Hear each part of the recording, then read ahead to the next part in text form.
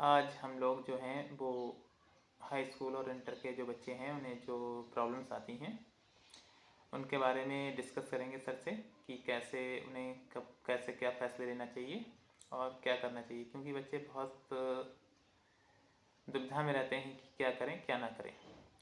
शुरुआत तो हम हाई स्कूल से करेंगे, फिर इंटर के बारे में भी बात करेंगे। तो सर ये आपसे सवाल है, जी बच्चों को आप सजेशन दीजिए कि जो हाई स्कूल है हमें उसमें कितना अवेयर रहना चाहिए या फिर इंटर के बाद ही कोई फ़ैसला लें। जैसे बच्चे हाई स्कूल में थोड़ा फ्री माइंड होते हैं कि अभी इंटर है, लेकिन अगर उन्हें इंटर में जब जाते हैं तो अपने आप को बहुत अकेला पाते हैं और फिर वहाँ से वो अच्छा रास्ता कभी चूज़ कर पाते हैं कभी नहीं कर पाते हैं। तो हाई स्कूल के बच्चों को क्या करना चाहिए उसके बारे में बताएं।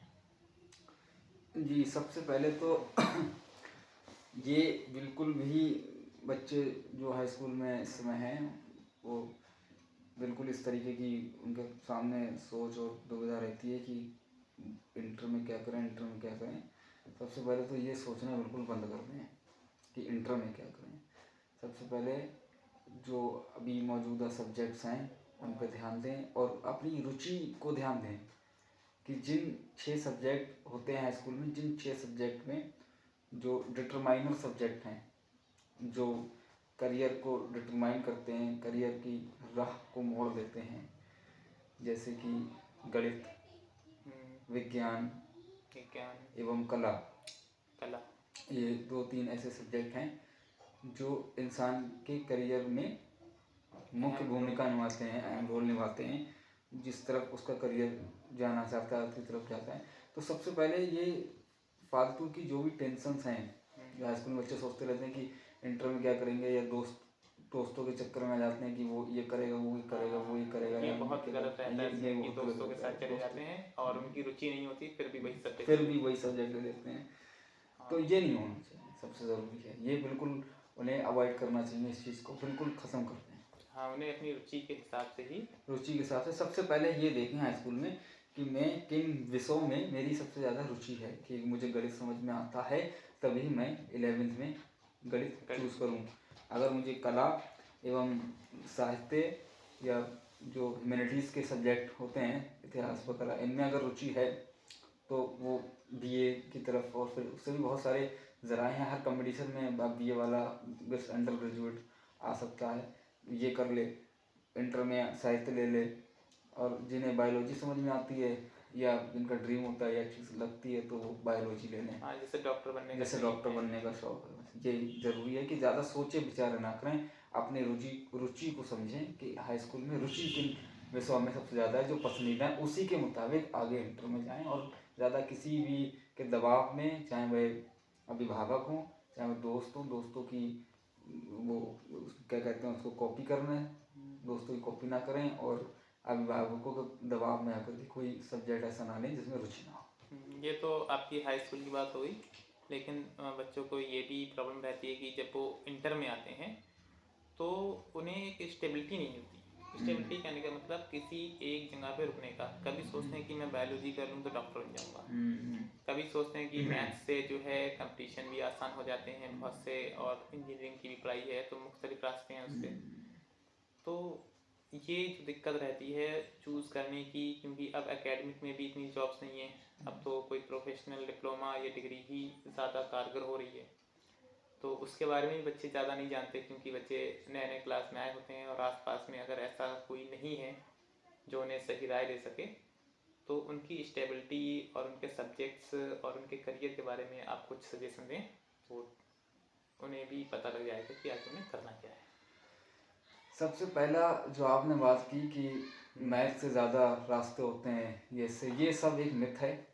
आप आज के वक्त में जो बच्चे हैं, आज मौजूदा वक्त में हर बच्चे के पास फ़ोन है, इंटरनेट है, उसमें सर्च कर लें कि ये बिल्कुल आप जान सकते हैं, यूट्यूब से जान सकते हैं, हर जगह से जान लें कि ऐसा बिल्कुल नहीं है कि मैथ वाले के पास ज़्यादा अपॉर्चुनिटी होती है जॉब्स की या ज़्यादा चांसेस होते हैं, ऐसा बिल्कुल नहीं है। बीए वाला भी एलिजिबल है बैंक के लिए, हाँ, बीएससी वाला भी एलिजिबल है, बीटेक वाला भी एलिजिबल है, बीसीए वाला भी एलिजिबल है। सरकार या नौकरी वो कहती है under graduate bachelor degree in any stream. ये मिथ बिल्कुल निकाल दें कि बैचलर डिग्री एनी स्ट्रीम कोई भी कर सकता है, चांसेस कुछ नहीं। बस ये ज़रूरी है कि ये जो बच्चे मतलब जिस तरीके से आपने बताया कि ऐसा हो जाता है वैसा हो जाता है, प्रोफेशनल कोर्स की तरफ बहुत लोग माइल हो रहे हैं और कर भी रहे हैं लगातार। अभी आप पिछले 5-6 साल या जो 10 साल का ट्रेंड देखें उठा के, तो उसमें सबसे ज़्यादा डी फार्मा कोर्स हुआ है, प्रोफेशनल कोर्स के लोग ज़्यादा जोड़ रहे हैं। हाँ, पहले सिर्फ एक प्रोफेशनल कोर्स था बीटेक जो सबसे ज़्यादा लोग करते थे। अब बीएससी बायोटेक्नोलॉजी और इस तरह लोग बीएससी कम कर रहे हैं, बीए कम कर रहे हैं, लेकिन ये प्रोफेशनल कोर्स की तरफ बढ़ रहे हैं। तो ऐसा नहीं है, ये अब सोचें कि हाँ ये है कि ये होता है कि जब व्यक्ति कोई प्रोफेशनल कोर्स करता है कोई विद्यार्थी, तो प्राइवेट जॉब में अपॉर्चुनिटी तो रहती है, ये तो बात सही है, प्राइवेट जॉब मिलना आसान हो जाती है प्रोफेशनल कोर्स से। लेकिन गवर्नमेंट में ऐसा कुछ नहीं है, ये सब मिथक है। गवर्नमेंट के लिए आपको कंपटीशन करना पड़ेगा, चाहे आप किसी भी स्ट्रीम से हो। ऐसा होता है कि जो मैथ्स वाले बच्चे होते हैं उनकी मैथ्स अच्छी होती है, तो कंपटीशन में जो मैथ्स है उसको अच्छे से कर लेते हैं। दूसरे जो सब्जेक्ट वाले बच्चे हैं जैसे बायोलॉजी वाले हैं या आर्ट साइड के बच्चे हैं, तो मैथ को इतना अच्छे से कर नहीं पाते हैं। तो वो मैथ को किस प्रकार अच्छा कर सकते हैं? किस प्रकार अच्छा कर सकते हैं, पहले तो इसकी मूलभूत बात आप ये समझ लें कि जो मैथ आती है कंपटीशन में वो सिर्फ 10th तक की आती है, 10th और 10th तक की मैथ कंपलसरी होती है किसी भी चाहे वह बच्चा जिसने बीए भी करा हो तभी वो 10th तक मैथ पढ़ा है, उसने अगर बीएससी बायोलॉजी से बायो से आगे पढ़ाई कर रहा है तभी उसने 10th तक मैथ पढ़ी है, चाहे वो मैथमेटिक्स का ही बच्चा क्यों ना तभी उसने मैथ दिया।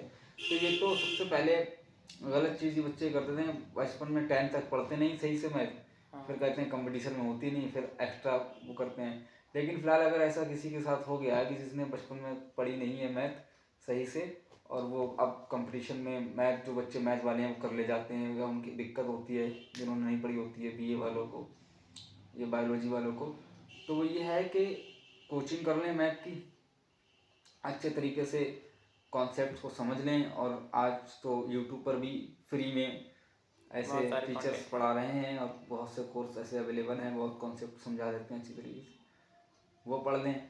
और कुछ अच्छी किताबें हैं उनसे प्रैक्टिस कर लें तो मैथ अच्छी हो जाएगी। सारी बात मिला के यहाँ पे आई है कि हाई स्कूल तक जो बच्चे हैं वो पहले ज़्यादा अच्छे से प्रिपरेशन करें बस अपने सब्जेक्ट पर ध्यान। हाई स्कूल तक का जो मैथ है वो आगे कंपटीशन में आता है, इंटर का नहीं आता है। बिल्कुल इंटर का नहीं आता। तो हाई स्कूल से ही हम अपना जो सब्जेक्ट है जिसमें हमें रुचि है वो क्लियर करेंगे, चाहे वो आर्ट हो या साइंस हो।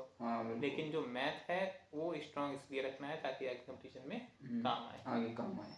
इसके अलावा आपका किसी और सब्जेक्ट इंग्लिश, हिंदी या रीजनिंग से रिलेटेड कोई सुझाव? हाँ, इंग्लिश भी जो आती है वो हाई स्कूल इंग्लिश लेवल आती है, किसी भी कंपटीशन में आप देख लें हाई स्कूल तक इंग्लिश का सारा ग्रामर कंप्लीट हो जाता है। और हाई स्कूल के बाद जो है ये पॉज हो सकती है, कंटिन्यू। तो जो इंग्लिश का पार्ट है वो हाई स्कूल तक रहता है, इंग्लिश ग्रामर हाई स्कूल तक आते आते पूरी कंप्लीट हो जाती है। उसके बाद फिर इंग्लिश में लिटरेचर ही रह जाता है इंटर में और इंटर के बाद के कोर्सेज में।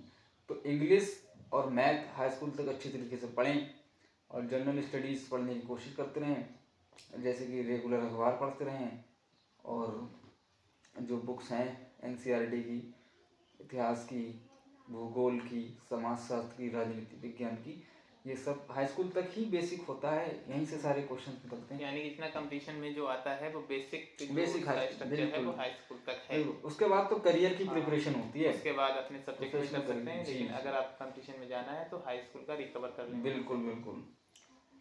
हाँ, तो जैसे ये आपकी जो सुझाव था ये काफ़ी पसंद आया, बच्चों को हो सकता इसमें हेल्प मिले और मिलेगी।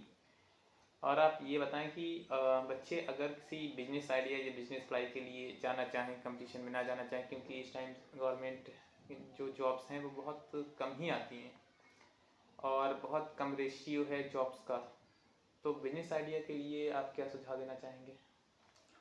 बिजनेस आइडिया के लिए मैं ये सुझाव देना चाहूँगा कि सबसे ज़रूरी है कि इंटर तक पढ़ाई करें, या अगर पढ़ना चाहें तो ग्रेजुएशन तक पढ़ाई करें, और उसमें बिजनेस स्टडी और कॉमर्स का पार्ट लें अगर बिजनेस करना चाहते हैं तो बिजनेस स्टडीज़ पर ध्यान दें और कॉमर्स से पढ़ाई करें, और ग्राउंड लेवल पर बिजनेस की जो क्रिया विधि हैं उनको समझें, मार्केट का संचालन जो भी होता है उस तरीके को समझें और पकड़ें कि कैसे आयकर विभाग ये किस तरीके के ये सिस्टम कैसे काम करते हैं, जैसे व्यापारियों के टच में ज़्यादा है, व्यापारियों को, जिससे अपना लाभ अपना घाटा हर तरीके से लाभ हानि देखें समझें, ठीक है, और मूलभूत बिजनेस विधियाँ समझें। उसके बाद अपना बिजनेस में इन्वेस्ट करें, जो वह बिजनेस करना चाहते हैं।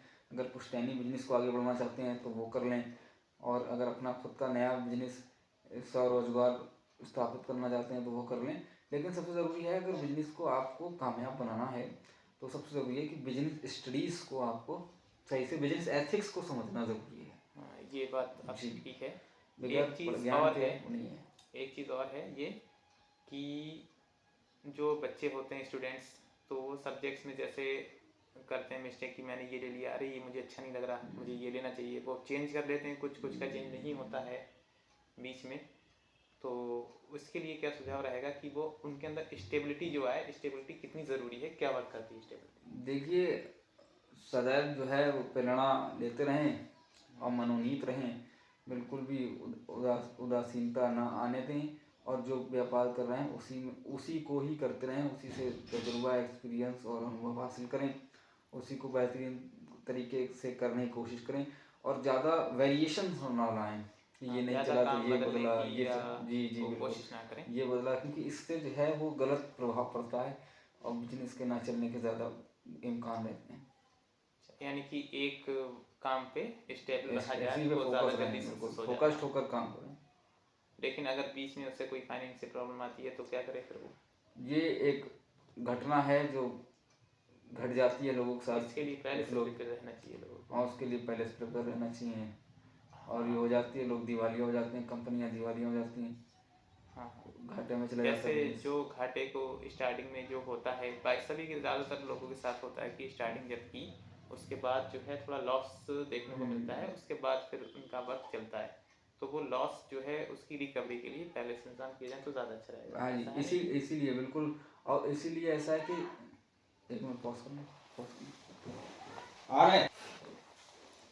तो आपने जो बातें बताई वो बच्चों के लिए काफ़ी कारगर साबित होंगी, तो बच्चों इसे अगर देखें तो इससे सीख लें, और जो भी चीज़ है, जो टॉपिक है, वो अपना बताएं, हमें कमेंट कर दें, जिससे कि हम आपके लिए और दूसरी चीज़ें बता सकें, क्योंकि हम लोग जो चीज़ें झेल चुके हैं, पहले कर चुके हैं, वो एक्सपीरियंस तो रहता ही है, और गुरुजी काफ़ी इस चीज़ में होशियार भी, क्योंकि इन्होंने मुख्तलिफ कोर्सेज भी किए हैं और बहुत सी चीज़ों को समझा है, जाना है। ठीक है, फिर मिलते हैं अगले वीडियो में।